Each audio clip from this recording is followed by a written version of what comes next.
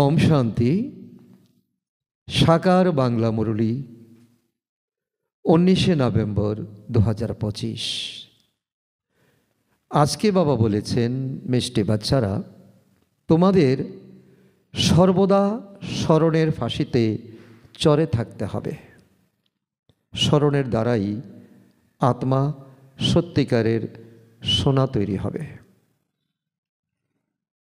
তো আজকে বাবা এই মহান মহাবাক্যে বাবা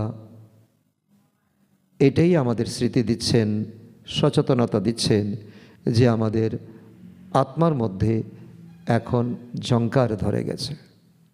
এই ঝংকার ধরাতেই আমরা পিতা পরমাত্মার সঙ্গে যুক্ত হতে পারি না। যেমন সুই যদি ঝংকারে যখন আবরণ জমা হয়ে যায়, তখন যত বড় ম্যাগনেটই হোক না কেন তাকে আকর্ষণ করতে পারে না, সে আকর্ষিত হতে পারে না। ঠিক তেমনি বিকারের এত বেশি ঝংকার জমে গেছে যে আমরা প্রয়োজন এই সময়ে পরমপিতা পরমাত্মার কিরণ প্রাপ্ত করা, শক্তি প্রাপ্ত করা, গুণ প্রাপ্ত করা, কিন্তু আমরা পাচ্ছি না। জানছি, শুনছি, কিন্তু আমাদের আকর্ষণ হচ্ছে না। তো তার জন্য বাবা বলে কি, এখন মেহনত করতে হবে। যেমন কেউ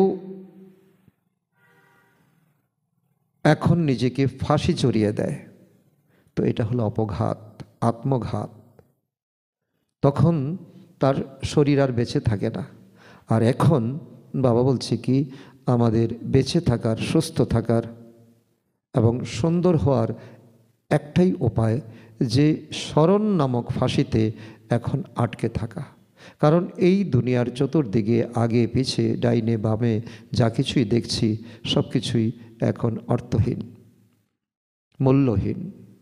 তাই মূল্যবান শক্তি যে হীরা পরমপিতা পরমাত্মাকে এখন তৃতীয় নেত্রের মাধ্যমে দেখা, আর এই আত্মাকে সত্যিকারের সোনা তৈরি করা একমাত্র স্মরণের যাত্রায় সম্ভব।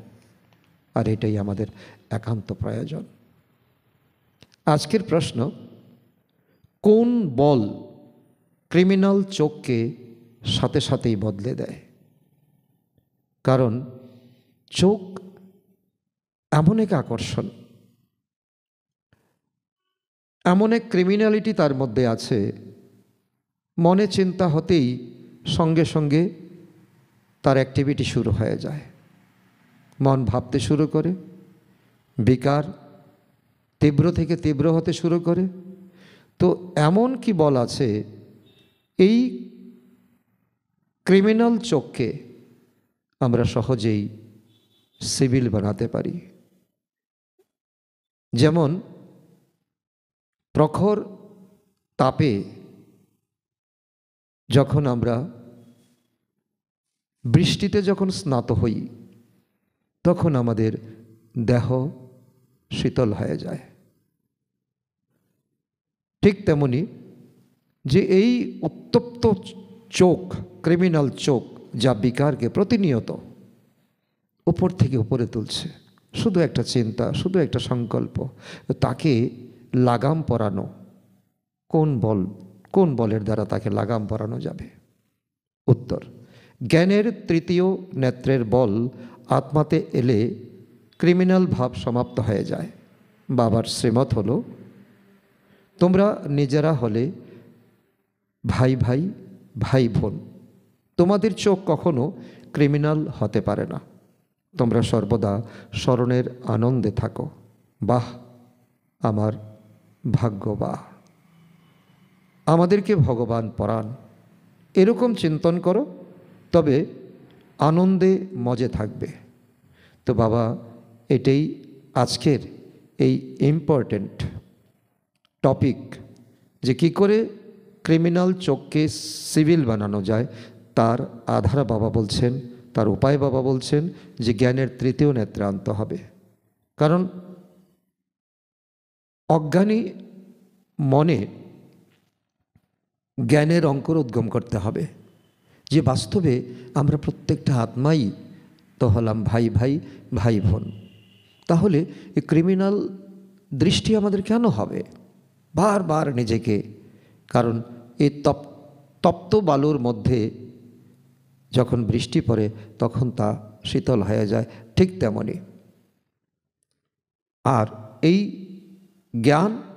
জ্ঞানকে যখন আমরা কনভার্ট করব যে যোগে, যে বাহ আমার ভাগ্য, বাহ আমি কখনো ভাবতেও পারিনি যে আমি মানুষ থেকে দেবতা হব, এই জ্ঞানের আধারে আমি উন্নত জীবন প্রাপ্ত করব।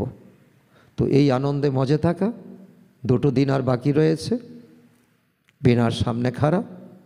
তো এইভাবে নিজেকে কনভার্ট করে নিজেকে উন্নত থেকে উন্নত শিখরে নিয়ে যাওয়া। তো স্মরণের ফাঁসি আর চোখকে যদি আমরা এখন লাগাম পরাতে পারি তো এই ঈশ্বরীয় প্রাপ্তি আমাদের জন্মসিদ্ধ অধিকার অবশ্যই হবে। আমরা হব না তো কে হবে? ওম শান্তি। মিষ্টি মিষ্টি আত্মিক বাচ্চাদেরকে বাবা বুঝাচ্ছেন, বাচ্চারা জানে যে আত্মিক পিতা তিনি হলেন আত্মা, তিনি হলেন পারফেক্ট, ওনার মধ্যে কোনো জং লাগে না, এই জন্য তিনি পারফেক্ট, উনি সদা পবিত্র, এবার পিওর। শিব বাবা বলেন আমার মধ্যে জং আছে, শিব বাবা কখনো বলবেন? তিনি বলবেন না, একেবারে নেই, এবার পিওর।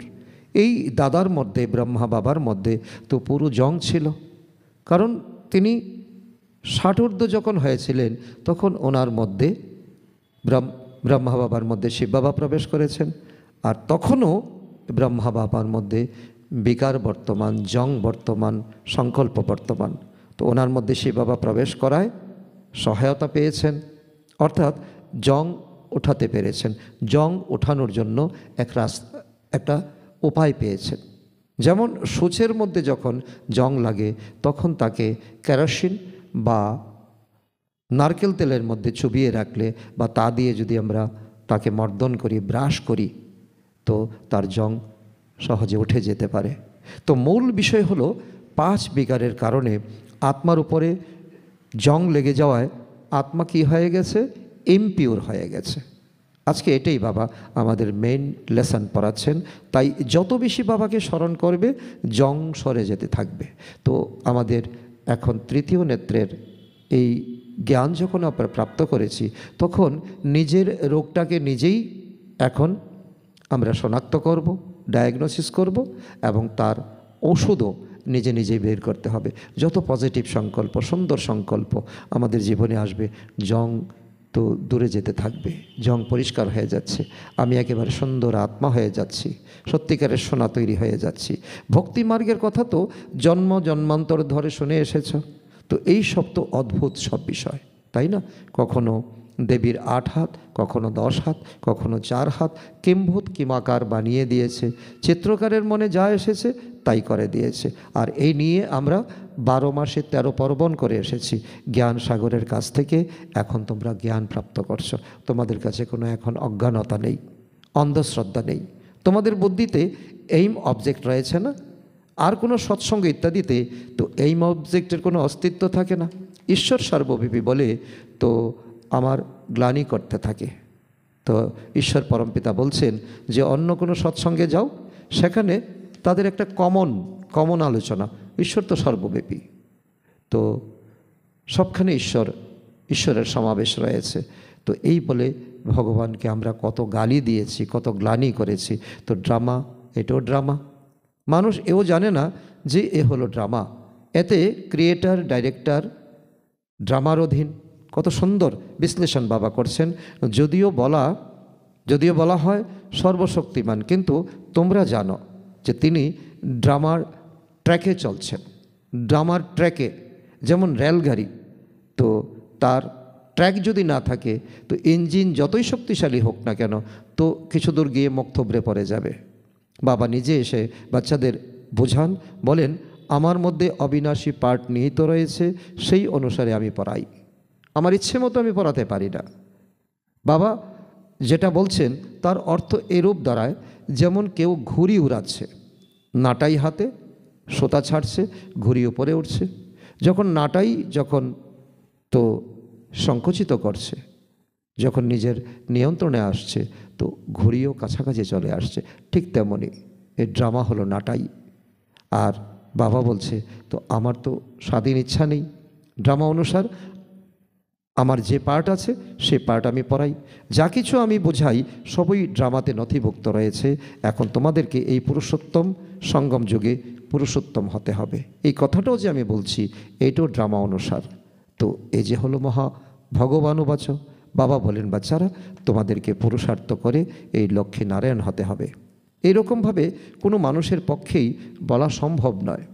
যদি বলি যে ভগবান সর্বত্র বিরাজমান, তো এই গুরুর মধ্যেও দেহদারির মধ্যেও ভগবান রয়েছে, কিন্তু দেহদারির পক্ষে বলা সম্ভব নয় যে যে তো এইভাবে পুরুষার্থ করে তোমরা লক্ষ্মী নারায়ণ হতে পারবে। এটাই হলো পুরুষার্থ, এটাই হলো শ্রীমত। তো তোমাকে বিশ্বের মালিক হতে হবে, একমাত্র নিরাকার ভগবান বলেন। তো তোমরা বাচ্চারা জানো আমরা এসেছি বিশ্বের মালিক লক্ষ্মী নারায়ণ হতে, এখানে পড়াশোনা করতে। আমরা এসেছি ভগবানের দ্বারে। ভক্তি মার্গে তো জন্ম জন্মান্তরের ধরে কত কথা শুনে এসেছ, লক্ষ্মী নারায়ণের পাঁচালী পড়েছ, রামায়ণের কথা শুনেছ, কত পুরাণ পড়েছ, কোনো বোধই তোমাদের ছিল না। এখন তোমরা বুঝেছ যে যথার্থই এই লক্ষ্মী নারায়ণের রাজত্ব কোথায় ছিল? স্বর্গ দুনিয়াতে ছিল। তার জন্য এখন পুরুষার্থ করতে হবে। ত্রিমূর্তির বিষয়েও বাবা বাচ্চাদেরকে বুঝিয়েছেন, ব্রহ্মার দ্বারা আদি সনাতন দেবী দেবতা ধর্মের স্থাপনা হয়। বাবা বলেন, কল্প কল্পের সঙ্গম যুগে এসে বাচ্চারা তোমাদেরকে আমি পড়াই। এটা তো হলো পাঠশালা। প্রজাপিতা ব্রহ্মাকুমারী ঈশ্বরীয় বিশ্ববিদ্যালয়, কত সুন্দর নাম। যেমন নাম তার তেমনই তার কর্ম, তেমন তার কাজ। এখানে বাচ্চাদের তো সংশোধন করতে হয়, কারেকশান করতে হয়, তো 5 বিকারকে দূর করতে হয়। এটাই তোমাদের সংশোধন। তোমরাও দেবতার সামনে গিয়ে কীর্তন করতে না, তুমি তো হলে সর্বগুণ সম্পন্ন, তো আমি তো পাপী তাপী ছল কপট, তোমরাই তো বলতে। আর এখন যখন জ্ঞানী হয়ে গেছো, এখন তো তোমাদের বলার কোনো প্রয়োজন নেই। ভারতবাসী দেবতা ছিলে। শতযুগে এই লক্ষ্মীনারায়ণ পূজ্য ছিলেন, তারপর কলিযুগে পূজারী হয়ে গেছেন। দাপর থেকে পূজারী, আর কলিযুগে মহাপূজারী হয়ে গেছেন। তো এখন আবার পূজ্য হয়ে উঠছো তোমরা। এখন তোমাদের জ্ঞানের তৃতীয় নেত্র প্রাপ্ত হয়েছে। পূজ্য শতপ্রধান আত্মারা ছিল, তাদের শরীরও শতপ্রধান ছিল।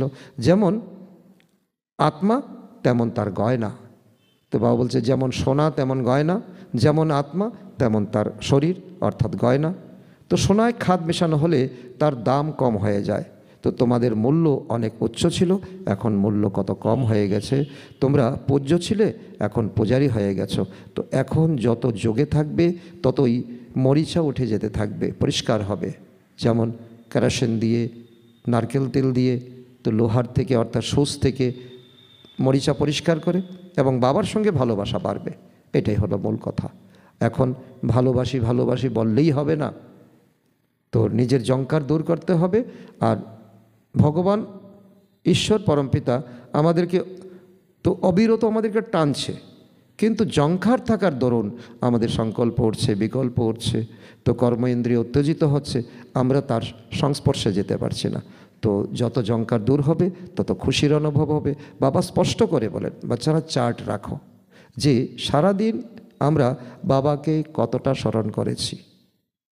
তো আজকে যদি চার্ট রাখো তো কালকে তাকে সংশোধন করতে পারবে। স্মরণের যাত্রা এই শব্দটি সঠিক। স্মরণ করতে করতে তো মরিচা উঠতে থাকবে। অন্ত সময়ে যেমন মতি তেমনই তোমার গতি হয়ে যাবে। দৈহিক জগতের পাণ্ডারা তীর্থযাত্রায় নিয়ে যায়, গয়া কাশী বৃন্দাবন। এখানে তো আত্মা নিজেই যাত্রা করে, এবং কোনো রকম খরচা ছাড়া, কোনো পরিশ্রম ছাড়া। আমি আত্মা এই শরীর থেকে এখন ধীরে ধীরে আমি সূক্ষ্মবতনে যাচ্ছি। সূক্ষ্মবতনে আমি এই ফরিস্তা শরীরটাকে রেখে আমি আত্মা চলে যাচ্ছি পরম ধামে। তো এখানে কোনো তো ধনের কোনো খরচা আছে? এখানে শরীরের কোনো মেহনত আছে? কোনো মেহনত নাই, শুধু স্থিতি। নিজ নিবাস পরমধামে যেতে হবে, কারণ ড্রামার চক্র এখন পূর্ণ হয়েছে। এই কথা তোমরা জানো যে এই পুরানো দুনিয়া হলো তো খুবই খারাপ এবং নোংরা। পরমাত্মাকে তো কেউ জানে না আর জানবেও না। তাই বলা হয় বিনাশকালে বিপরীত বুদ্ধি, বিনাশকালে বিপরীত বুদ্ধি বিনাশন্তি। তাদের জন্য তো এই নরকই স্বর্গের সমান, তাদের বুদ্ধিতে এইসব কথা ঢুকবে না। বাচ্চারা, এইরূপ বিচার সাগর মন্থন করার জন্য তোমাদের খুব একাকী থাকা প্রয়োজন, নিজের ঘরেই হোক না কেন একাকী। তো এমন স্থিতি তৈরি করো, বাইরের কোনো হইচই হাঙ্গামা তোমাকে কোনো রকম ডিস্টার্ব করবে না। নতুবা যদি সুবিধা থাকে তখন কোনো বাগানে চলে যাও, কোনো নির্জন স্থানে যেখানে উঁচু পাহাড় পর্বত দেখা যাচ্ছে, শুধু খালি জমিন দেখা যাচ্ছে, সেখানে শুধু পাখির একটু শব্দ, বা কোথাও সমুদ্রের ধারে বসে যাও, কোথাও ঝর্ণার পাশে বসে যাও। তো এই জন্য একাকিত্ব দরকার, প্রকৃতির সান্নিধ্য দরকার। এখানে তো একাকী থাকার স্থান সহজলভ্য মধুবন, তাই মধুবনের অনেক মহিমা আছে। তো এই জন্য ভক্তরা কি বলে, তো মধুবনের তৃণলতা সদা বলে কৃষ্ণ কথা। বাস্তবে মধুবনের মনোরম স্থান, প্রাকৃতিক সৌন্দর্য, সেখানে যোগের শান্ত পরিবেশ যে কোনো সাধারণকে যোগী বানিয়ে তুলতে তো সহযোগ করে। বাচ্চাদের অনেক খুশি হওয়া প্রয়োজন। তো আমরা জীবাত্মা, তো আমাদেরকে পরমাত্মা পড়াচ্ছেন। কল্পপূর্বেও এমনভাবে পড়িয়েছিলেন। কৃষ্ণের কথা নয়, কৃষ্ণ তো শিশু, কৃষ্ণ আত্মা, ইনি হলেন পরমাত্মা। কৃষ্ণ আত্মা আর আমাদেরকে যিনি পড়াচ্ছেন তিনি পরমাত্মা, কৃষ্ণেরও টিচার, কৃষ্ণেরও পিতা। প্রথম নম্বরের আত্মা শ্রীকৃষ্ণ এখন লাস্ট নম্বরে এসেছেন দাদা লেকরাজ হয়ে, তাই নামটিও বদলে গেছে। অনেক জন্মের শেষে নাম তো ভিন্ন হবেই, নাম তো দাদা লেকরাজ। তো এই হলো অনেক জন্মের শেষ জন্ম। বাবা বলেন আমি ওনার মধ্যে প্রবেশ করে তোমাদেরকে রাজযোগের শিক্ষা প্রদান করছি। কত প্র্যাকটিক্যাল বাবা আমাদেরকে এতটাই দৃষ্টি আকর্ষণ করছেন যে বাবা এবং আমাদের মধ্যে তো অটোমেটিক এক মনসংযোগ খুব দৃঢ় থেকে দৃঢ় হয়ে যায়। তারপরে শতযুগে এই জ্ঞান থাকবে না, সেখানে হবে প্রালব্ধ। এখন যখন পড়াশোনা করছো তার কৃতিত্ব শতযুগে পাবে। বাবা সঙ্গমে এসে এই নলেজ প্রদান করার ফলে তোমরা পদমর্যাদা প্রাপ্ত করো। তো এই অমনোযোগী এই টাইম হলো অসীম জগতের পিতার কাছে অসীম জগতের অবিনাশী উত্তরাধিকার প্রাপ্ত করার সময়। তাই বাচ্চাদের অমনোযোগী হওয়া মোটেই উচিত নয়। মায়া মনোযোগ সরিয়ে দিতে চেষ্টা করবে, তখন ধরে নেওয়া হয় তাদের ভাগ্য নেই। কারণ এই ইন্দ্রসভাতে বসে কেউ যদি হাই তোলে, কেউ যদি উবাসী দেয়, তখন বুঝে নেবে সে এই কুলের আত্মা নয়, এবং তাকে আরও অনেক বেশি পরিশ্রম করতে হবে, তাকে চার্ট রাখতে হবে। তো বাবা তো রোজ বলেন নিজের লক্ষণ নিজেই খুঁজে বের করো, নিজের চিকিৎসক নিজে হও। তো বাবা সব রকমের উপায় বলে দেন। ভাগ্যে তবু তফাৎ রয়ে যায়। যার ভাগ্য নেই তখন সে অনেক আছিলা ধরবে, অনেক অজুহাত খাড়া করবে। তো কেউ পাস কেউ ফেল হয়ে যায়। ডবল মুকুটধারী হওয়ার জন্য পুরুষার্থ করতে হয়। পুরুষার্থ হচ্ছে সর্বপ্রথম বাবা বলেন গৃহস্থ ব্যবহারে থাকো, লৌকিক পিতার ঋণও তো বাচ্চাদের মেটাতে হবে। সেজন্য বলেন মধুবনই তোমাদের একমাত্র জায়গা নয়, কারণ যে মাতা পিতা তোমাদেরকে লালন পালন করে বড় করেছেন, খাইয়ে দাইয়ে বলন করেছে বড় করেছেন, তাদেরও এখন বৃদ্ধ সময়, তাদের দিকে এখন তাদের পূর্ণ যত্ন তোমাদের করতে হবে, তাদের খরপোশ তোমাদের দিতে হবে, নিয়ম অনুযায়ী চলতে হবে। এখানে তো সবই হলো অনিয়মিত। তোমরা জানো আমরাই কতখানি উচ্চ পবিত্র ছিলাম, তারপর ধীরে ধীরে আমরা নিচে নেমে এসেছি। এখন পুনরায় আমাদের পবিত্র হতে হবে। প্রজাপিতা ব্রহ্মার সন্তান তোমরা সবাই বিকে, ব্রহ্মাকুমারী। তাই তোমাদের কুদৃষ্টি কখনোই হতে পারে না, কারণ তোমরা হলে ভাই ভাই বা ভাই বোন। বাবা এই যুক্তি বলেন, এই যুক্তি তোমাদের এই তৃতীয় নেত্র তালা খুলে দেবে। অনেক বড় আমাদের এক চিন্তা থেকে অনেক বড় আমাদের প্রাপ্তি হতে পারে। তোমরা সবাই বাবা বাবা বলো, তাই ভাই বোন হলে না, তোমার ভগবানকে সবাই বাবা তো বলে, তাই না? আত্মারা বলে আমরা শিব বাবার সন্তান, পরে শরীরধারী রূপে ভাই বোন হই। তাহলে আমাদের কুদৃষ্টি কেন হবে? তোমরা বড় বড় সবাই গিয়ে এই কথা বোঝাতে পারো। কারণ ভাই বোনের উপর পবিত্র সম্পর্ক এই দুনিয়াতে আর কিছু হতে পারে না। বিবেকানন্দ যখন চিকাগো শহরে গিয়েছিলেন, তখন তিনি এক শব্দে এই আমেরিকাবাসীকে তিনি তাক লাগিয়ে দিয়েছিলেন, my dear brother and sister. এই কথাটার মধ্যে কত দম আছে, ভারতের সংস্কৃতি, ভারতের ঐতিহ্য। তো বাবা বলেন, তোমরা সবাই বাবা বাবা বলো। আত্মারা বলে আমরা শিব বাবার সন্তান, পরে শরীরধারী রূপে ভাই বোন হই, তাহলে আমাদের কুদৃষ্টি কেন হবে? তোমরা বড় বড় সবাই গিয়ে এই কথা বোঝাতে পারো, যেমন বিবেকানন্দ বুঝিয়েছিলেন, তোমরা সবাই হলে ভাই ভাই, পরে প্রজাপিতা ব্রহ্মা দ্বারা রচিত হওয়া রচনা, তোমরা তখন ভাই বোন হয়ে যাও, অন্য কোনো সম্বন্ধ নয়। আমরা সবাই এক পিতার সন্তান, এক পিতার সন্তান হয়ে বিকারগ্রস্ত হবে কিভাবে? বারবার নিজেকে ঠকা, বারবার নিজেকে জঙ্কার পরিষ্কারের চেষ্টা করা। তো ভাই ভাইও হও, তো ভাই বোনও হও তোমরা। বাবা বুঝিয়েছেন এই দৃষ্টি খুব ধোঁকা দেয়। চোখ ভালো, কিন্তু কিছু দেখে তখন মনে ইচ্ছা হয়, লোভ হয়। তো যদি চোখ দেখবে না তো তৃষ্ণাও জাগবে না। এই কুদৃষ্টিকে পরিবর্তন করতে হয়। ভাই বোন বিকারগ্রস্ত তো হতে পারে না।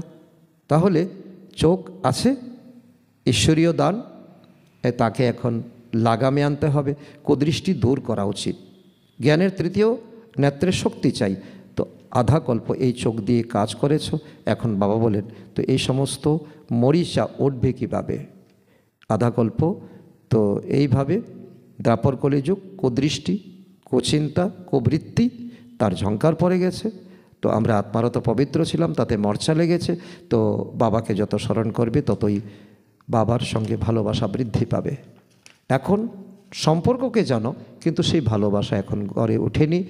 পড়াশোনার দ্বারা নয়, স্মরণের দ্বারা ভালোবাসা বাড়বে। বাবা বলছে কি, জ্ঞান যতই থাক না কেন, কিন্তু জ্ঞান যখন যোগে পরিণত হবে, জ্ঞানের দ্বারাই যখন যোগ করবে, তখন ভালোবাসা বাড়বে। ভারতের হলো প্রাচীন যোগ, যার দ্বারা আত্মা পবিত্র হয়ে নিজ ধামে, পরম ধামে চলে যাবে। সব ভাইদের নিজ পিতার পরিচয় দিতে হবে। ঈশ্বর হলেন সর্বব্যাপী। এই জ্ঞানের পরিণাম হলো এইরূপ অধঃপতন। তো এই জন্য এই জ্ঞান বাস্তবে এটা জ্ঞান নয়, এটা ভক্তির বিশ্বাস, অন্ধশ্রদ্ধা। ভগবান সর্বব্যাপী। আর এই কথাতে আমাদের অধঃপতন হয়ে গেছে, কারণ আমরা ট্রাই করেছি, আমরা অপরাধ করছি। ভগবান যদি সবখানে থেকে থাকতেন, তিনি তো দেখতেন, তিনি তো আমাকে বাধা দিতেন। তিনি তো বাধা দিচ্ছেন না। সুতরাং আমরা পাপ কর্ম করেই চলেছি। তো এখন বাবা বলেন, ড্রামা অনুসারে তোমাদের তো পার্ট আছে, রাজধানী অবশ্যই স্থাপন হবে। কল্পপূর্বে যে যত পুরুষার্থ করেছে ততখানি পুরুষার্থ অবশ্যই করবে। তোমরা সাক্ষী হয়ে দেখতে থাকো। এই প্রদর্শনী ইত্যাদি তো অনেক দেখবে। এই হলো তোমাদের ঈশ্বরীয় মিশন। তো এই হলো ইনকর্পোরিয়াল গডফাদারলি মিশন। আর খ্রিস্টানদের হয় খ্রিস্টান মিশন, বৌদ্ধদের হয় বৌদ্ধ মিশন। তো তোমাদের হলো ইনকর্পোরিয়াল গডফাদারলি মিশন। সকলকে পিতার পরিচয় দেওয়া, সকলে যে আমরা ভাই ভাই এটা প্রুফ করে দেওয়া। তো নিরাকার তো নিশ্চয়ই কোনো দেহে আসবেন, তাই না? তোমরাও নিরাকার আত্মারা তো আমার সঙ্গেই বাস করতে পরম ধামে। তো এই ড্রামা কেমন, তো এই কথা কারো বুদ্ধিতে নেই, এখন তোমাদের বুদ্ধিতে এসেছে। তোমরা এখন বিচার সাগর মন্থন করে প্রত্যেকটি কথাকে সমান গুরুত্ব দিয়ে বড় বড় সবাই গিয়ে বক্তৃতা করো। রাবণের রাজ্যে সবাই বিপরীত বুদ্ধি হয়ে গেছে। এখন বাবার সঙ্গে প্রীত যুক্ত হতে হবে, কারণ এটা জ্ঞানের দ্বারা সম্ভব নয়, যোগের দ্বারাই সম্ভব। বারবার বাবা বলছেন, আমরা কথা দিয়েছি। তো তোমরা কথা দিয়েছিলে যে আমার তো একমাত্র বাবা আর দ্বিতীয় কেউ নয়, নষ্টমোহা হতে হবে। খুব পরিশ্রমের কাজ। তো এমন যেন ফাঁসিতে ঝুলে থাকার মতো, কারণ দুনিয়াতে অনেকেই ফাঁসিতে ঝুলে, কেউ কোনো গভর্নমেন্ট ফাঁসি দেয়, অথবা কেউ দুঃখী হয়ে ফাঁসিতে ঝুলে যায়, কিন্তু সেখানে তো মৃত্যু। তো বাবাকে স্মরণ করা অর্থাৎ ফাঁসিতে ঝুলে যাওয়া। এই ফাঁসি মৃত্যু নয়, সেখানে অতীন্দ্রিয় সুখ তৈরি হয়। শরীরের বোধ ভুলে তো আত্মাকে যেতে হবে বাবার স্মরণে, বাবার ঘরে। তো বাবার স্মরণ খুবই জরুরি। বারবার বাবা আমাদেরকে এই বিষয়ে অনুপ্রেরণা দিচ্ছেন। না হলে মর্চা উঠবে কীভাবে? মর্চা তো তা তো আমরা দেখতে পাচ্ছি না, আমাদের সংকল্প বলে দিচ্ছে মর্চা কতটুকু। বাচ্চাদের মনে খুশি থাকা উচিত, সেই বাবা আমাদের পড়ান। কেউ শুনলে বলবে এরা কি বলে, আশ্চর্য হয়ে যাবে। ভগবান তাদেরকে পড়াচ্ছেন, কারণ তারা তো কৃষ্ণকে ভগবান ভাবে। এজন্য তারা আমাদের কাছে আসবেও না, এই কথা তারা নিশ্চয় বিশ্বাসও করবে না। তো বাচ্চারা তোমাদের এখন খুব খুশি অনুভূত হয় যে আমরা এখন কৃষ্ণের রাজধানীতে চলছি। আমরাও প্রিন্সেস হতে পারি, কারণ এই সময় আমাদের মেহনতের উপর আমাদের ভাগ্য নির্ভর করছে। কৃষ্ণ হলেন ফার্স্ট প্রিন্স। নতুন বাড়িতে থাকবেন, পরে যে বাচ্চারা জন্ম নেবে তারা তো দেরিতে আসবে। জন্ম স্বর্গেই হবে, কিন্তু সেই সুখ অনুভূতি তাদের হবে না। তোমরাও স্বর্গে প্রিন্স হতে পারো। সবাই তো প্রথম নম্বরে আসবে না, নম্বর অনুযায়ী মালা তৈরি হবে। বাবা বলেন বাচ্চারা খুব পুরুষার্থ করো। যদি সত্যযুগের প্রথমে যেতে চাও, তাহলে এখন স্মরণ হচ্ছে তোমাদের সবচেয়ে বড় হাতিয়ার। এখানে তোমরা এসেছো নর থেকে নারায়ণ হতে। এই কাহিনী হলো সত্য নারায়ণের। সত্য লক্ষ্মীর কাহিনী কখনো তো শোনোনি তো? সত্য নারায়ণের কাহিনী। কারণ ভালোবাসা সবার কিন্তু কৃষ্ণের প্রতি আছে। তো কৃষ্ণকেই দোলনাতে দোলায়। কৃষ্ণের মতো স্বামী চাই, কৃষ্ণের মতো বাচ্চা চাই। রাধাকে কেন নয়? ড্রামা প্ল্যান অনুযায়ী কৃষ্ণের নামই চলে আসছে। তোমাদের হামজিন্স হলো রাধে, তবু ভালোবাসা কৃষ্ণের প্রতি থাকে। মায়েদের কন্যাদেরকে বাবা বলছেন তোমাদের তো সমপার্টি হলেন রাধে, অর্থাৎ তোমরা স্ত্রীগোত্রীয়, রাধেও স্ত্রীগোত্রীয়।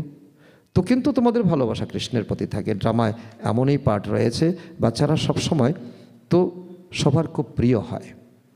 কারণ মেয়েরা ততটা নয় যতটা ছেলেরা হয়। কারণ ছেলেরা কি হয়, উত্তরাধিকারী হয়। তো পিতা পুত্র সন্তান দেখে খুব খুশি হয়। পুত্র হলে খুশির অনুভব তো হবে, শিশুকন্যা হলে এত খুশির অনুভব হবে না। তো অনেকে তো কন্যা সন্তানকে মেরে পর্যন্ত ফেলে, অনেক চার্চে গিয়ে দিয়ে আসে। রাবণের রাজ্যে চরিত্রের অনেক তফাৎ হয়ে যায়। আমরা এখন অমানুষ হয়ে যাচ্ছি। গানও গায় তুমি সর্বগুণ সম্পন্ন, আমরা ছল, পাপী, কপট। তো আমরা হলাম নির্গুণ বা গুণহীন। এখন বাবা বলেন পুনরায় গুণযুক্ত হতে হবে। এখন তোমরা বুঝেছো না, আমরা অনেকবার এই বিশ্বের মালিক হয়েছি, এখন আবারও হতে হবে। বাচ্চাদের অনেক খুশিতে থাকা উচিত। ওহো, শিব বাবা আমাদেরকে পড়ান, আমাদের টিচার স্বয়ং ভগবান। বসে এসব চিন্তন করো, ভগবান আমাদের পড়ান, বা আমার ভাগ্য, বা। তো এমন চিন্তন করে আনন্দে বিভোর হয়ে যাওয়া উচিত। বাহ ভাগ্য, বাহ, অসীম জগতের বাবাকে আমরা পেয়েছি। তো আমরা বাবাকে স্মরণ করি। তো পবিত্রতা ধারণ করতে হবে। আমরা এই স্বরূপে পরিণত হই। আমরা নারী থেকে আমরা লক্ষ্মীতে রূপান্তরিত হই, নর থেকে আমরা নারায়ণে রূপান্তরিত হই, দিব্য গুণ আমরা ধারণ করি। তো এও তো হলো মনমনাভব, নিজের আগামী জীবনকে চিন্তন করা। তো বাবা আমাদের এই রূপ প্রদান করেন, কাঞ্চন কায়া শরীর আমাদের হবে। তো এই সব হলো প্র্যাকটিক্যাল অনুভব করার মতো কথা। কারণ যখন আমাদের তো মিষ্টি খেলে আমাদের খুশির অনুভব হয়, তাহলে আমরা আগামী দিনের জীবনকে চিন্তা করে কেন আমাদের খুশির অনুভব হবে না? তো বাবা মিষ্টি বাচ্চাদের তো পরামর্শ দেন, চার্ট লেখো এবং একাকী বসে নিজের সঙ্গে কথা বলো। এই ব্যাজ নিজে ধারণ করে রাখো। তো ভগবানের শ্রীমত অনুসারে আমরা এমন স্বরূপে পরিণত হচ্ছি। ওনাকে অর্থাৎ ব্রহ্মা বাবাকে দেখে তাকে ভালোবাসো। ব্রহ্মা বাবাকে দেখো, ভালোবাসো পরম পিতাকে। তো বাবার স্মরণে আমরা এমন স্বরূপ ধারণ করি। বাবাকে বারবার ধন্যবাদ দাও। বাবা এইসব আপনারই চমৎকার। বাবা আমরা আগে তো জানতামই না যে আপনি আমাদের বিশ্বের মালিক বানাবেন। নোদা ভক্তিতে দর্শন করার জন্য গলা কাটতে তৈরি, প্রাণ ত্যাগ করতে তৈরি, কোনো ভয় থাকে না। তখন দর্শন প্রাপ্ত হয়। এমন ভক্তদের মালা আছে, ভক্তদের অনেক মানও আছে। কলিযুগে ভক্ত মানেই তো বাদশাহ। এখন বাচ্চারা তোমাদের অসীম জগতের বাবার সঙ্গে প্রীত আছে। এক বাবা ব্যতীত অন্য কেউ যেন স্মরণে না থাকে। লাইন একদম ক্লিয়ার থাকা উচিত। কারণ অন্তিম সময় বাবা শুধু সংকল্প প্রেরণ করবেন, আর সংকল্প তোমাদের লাইন ক্লিয়ার না থাকলে ক্যাচ হবে না। এখন আমাদের 84 জন্ম পূর্ণ হচ্ছে, এখন আমরা বাবার আদেশ অনুযায়ী পুরোপুরি চলব। কাম হলো মহাশত্রু, এই বিকারের কাছে হারলে চলবে না। বারবার প্রলোভন দেবে মায়া, কিন্তু এই প্রলোভনকে বুঝতে হবে। হার স্বীকার করে পরে অনুশোচনা করে কী লাভ হবে? একদম হাড়গোড় ভেঙে যায়, খুব কঠিন দণ্ড ভোগ করতে হয়, তো মরিচা পরিষ্কার না হয়ে আরও জমা হয়ে যায়, যোগ লাগবেই না। স্মরণে থাকা খুব পরিশ্রমের কাজ, অনেক গল্প হেঁকে দেয়। আমরা তো বাবার স্মরণে থাকি, বাবা জানেন অনেকে থাকতে পারে না, সারাদিনে 10 মিনিট বাবাকে ইয়াদ করে না, তো এতে মায়ার বড় বড় ঝড় আসে, স্বপ্ন ইত্যাদি এমন আসবে যে অস্থির করে দেবে। জ্ঞান তো খুব সহজ, ছোট বাচ্চারাও বুঝিয়ে দেবে, যদিও স্মরণের যাত্রা চাই অনেক সমস্যা।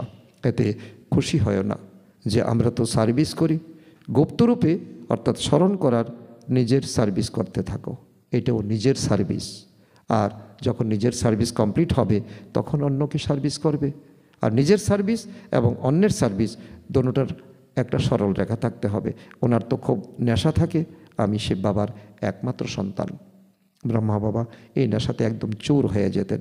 বাবা হলেন বিশ্বের রচয়িতা, সুতরাং অবশ্যই আমরা স্বর্গের মালিক হব, প্রিন্স হব, এই অনুভবের আন্তরিক খুশি থাকা উচিত। কিন্তু তোমরা বাচ্চারা যত স্মরণে থাকতে পারো ততখানি আমি থাকি না। কেন? বাবার তো অনেক চিন্তা আছে, কারণ যজ্ঞের এত বাচ্চা, এত ধরনের কাজ কারবারের চিন্তা, তো বাবা সময় করে উঠতে পারেন না। বাচ্চাদের কখনো ঈর্ষান্বিত হওয়া উচিত নয় যে বাবা ধনী মানুষের খাতির যত্ন কেন করেন। বাবা প্রতিটি বাচ্চার নারী দেখে তার কল্যাণ অর্থে প্রত্যেককে সেই অনুযায়ী চালনা করেন, কারণ এখানে স্বয়ং ভগবান এসেছেন কোনো পক্ষপাতিত্ব করার জন্য নয়। এবং তিনি পরিষ্কার করে বলেছেন যে আত্মার সঙ্গে আমার যেমন আচরণ করা দরকার, ড্রামাতে যেমন লিপিবদ্ধ আছে তেমনই আমি করে চলছি। আজকে যে আমি পাঠ পড়াবো, তো এটা ড্রামাতে নির্ধারণ করা আছে। তো টিচার জানেন একটি স্টুডেন্টকে কীভাবে পরিচালনা করতে হয়, তো ওই বুঝে কাউকে যদি তিনি এক্সট্রা পালনা করেন তাতে অন্যরা ঈর্ষান্বিত হওয়ার কোনো প্রয়োজন নেই, কারণ ঈশ্বরীয় কার্য। বাচ্চাদের এই বিষয়ে কোনো রকম আশঙ্কা আসা উচিত নয়। আর এলেই বাবা কি বলছেন, তো বিনাশকালে বিপরীত বুদ্ধি বিনাশন্তি, আর বিনাশকালে প্রীত বুদ্ধি বিজয়ন্তী। আচ্ছা, মিষ্টি মিষ্টি হারানিধি বাচ্চাদের প্রতি মাতা পিতা বাপদাদার স্মরণের স্নেহ সুমন আর সুপ্রভাত। আত্মাদের পিতা তার আত্মারূপী বাচ্চাদের জানাচ্ছেন নমস্কার। আমরা আত্মারূপী সন্তানরা আমাদের মাতা পিতা বাপদাদাকে জানাই স্মরণের স্নেহ সুমন, সুপ্রভাত ও নমস্কার। ধারণার জন্য মুখ্য সার 1 নম্বর, একান্তে বসে নিজের সঙ্গে কথা বলতে হবে। আত্মার উপরে যে মরিচা পড়েছে তা পরিষ্কারের জন্য স্মরণের যাত্রায় থাকতে হবে। নাম্বার 2, কোনো কথায় সংশয় করবে না, ঈর্ষা করবে না, আন্তরিক খুশির অনুভূতিতে থাকতে হবে, নিজের গুপ্ত সেবা করতে হবে। আজকের বরদান, বেগার টু প্রিন্সের পার্ট প্র্যাকটিক্যালে অভিনয়কারী ত্যাগী বা শ্রেষ্ঠ ভাগ্যশালী আত্মা ভব। যেরকম ভবিষ্যতে বিশ্ব মহারাজা দাতা হবে, সেরকমই এখন থেকে দাতাভাবের সংস্কার ইমার্জ করো। কারোর থেকে কোনো স্যালভেশন নিয়ে পুনরায় স্যালভেশন দেওয়া, তো এরকম সংকল্প যেন না হয়। তো একই বলা হয় বেগার টু প্রিন্স, নিজেদের মধ্যে কোনো নেওয়ার ইচ্ছা থাকবে না, এই অল্পকালের ইচ্ছার থেকেও বেগার। এইরকম বেগারই হলো সম্পন্ন মূর্তি। যারা এখন বেগার টু প্রিন্সের পার্ট প্র্যাকটিক্যালি অভিনয় করছে তাদেরকে বলা হয় সদা ত্যাগী বা শ্রেষ্ঠ ভাগ্যশালী। ত্যাগের দ্বারা সদাকালের ভাগ্য শত তৈরি হয়ে যায়। আজকের স্লোগান, সদা হাসি খুশি থাকার জন্য সাক্ষীভাবের সিটে বসে দ্রষ্টা হয়ে প্রত্যেকের খেলা দেখো। আজকের অব্যক্ত ইশারা, অশরীরী বা বিধি স্থিতির অভ্যাস বাড়াও। অশরীর স্থিতির অনুভব করার জন্য সূক্ষ্ম সংকল্পরূপে কোনো আসক্তি যেন না থাকে। সম্বন্ধের রূপে, সম্পর্কের রূপে, অথবা নিজের কোনো বিশেষ গুণের প্রতি যেন কোনো আসক্তি না থাকে। যদি নিজের কোনো বিশেষ গুণের প্রতি আসক্তি থাকে তাহলে সেই আসক্তিও বন্ধন মুক্ত করে দেবে, আর সেই আসক্তি অশরীরী হতে দেবে না। আচ্ছা, ওম শান্তি, ওম শান্তি।